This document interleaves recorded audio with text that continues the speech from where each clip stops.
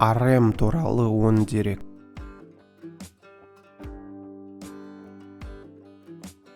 Ким Нам Джун 1994 жылы 12 қыркүйекте туған, кәсіби түрде RM бұрынғы рэп монстр деген атпен белгілі оңтүстік кореялық рэпер, ән жазушы және продюсер.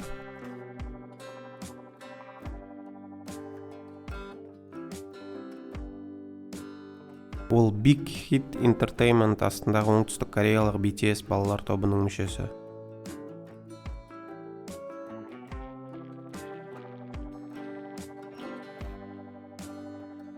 Сеулде туып, Илсанда өскен RM өзінің музыкалық мансабын Корея хип-хопының астартын сахнасында Рунч Ранда есімімен жасөспірім кезінде бастады.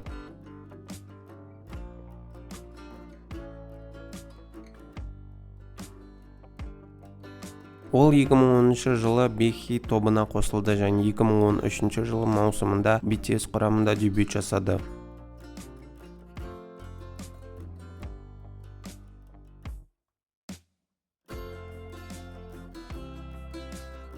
RM өзінің алғашқы соло микстейпін RM 2015 жылы шығарды. Одан кейін 2018 жылы екінші микстейпі Mono шығарды. Соңғысы Америка құрама штаттарындағы кореялық жеке орындаушының ең жоғары хит-парадқа ие альбомы болды. Ол кезде ол 26 орынға көтерілді Billboard 200-де.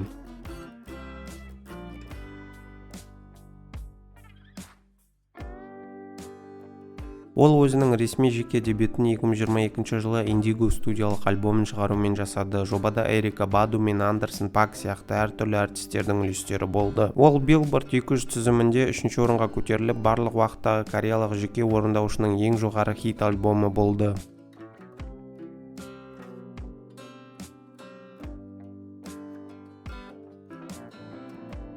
Ким Нам Джун 1994 жылы 12 қыркүйекте Сеул, оңтүстік Корея, Донджанг ауданындағы Сандодон қаласында дүниеге келген және Гоянг, Илсан ауданында өскен. Ол 4-5 жасында отбасына көшіп келген. Оның қарындасы бар және Гангён Ким кланының бір бөлігі.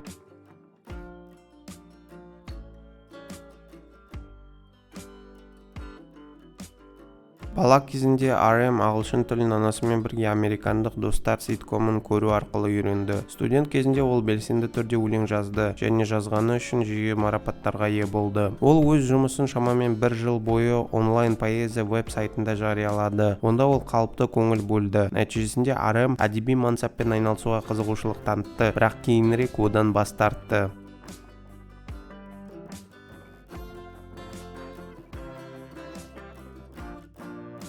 12 жасында ол Жаңа Зеландияда 4 ай оқыды. Студент кезінде RM-нің IQ көрсеткіші 148 болды және тіл, математика, шет тілі және қоғамтану пәндері бойынша университетке түсу емтихандарында елдің ең жақсы 1% жинады. Оның ата-анасы академиялық жетістіктеріне байланысты оның музыкалық мансапқа деген қызығушылығына үзілді-кесілді қарсы болғандықтан, RM бастапқыда оқуына назар аудару үшін музыканы бір жаққа қоюды шешті. Ақырында ол анасын оған рэпер болуға рұқсат беруге көндірді.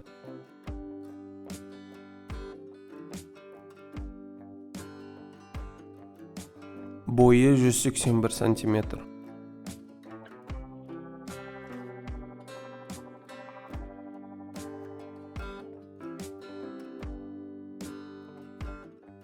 Назарларыңызға рахмет.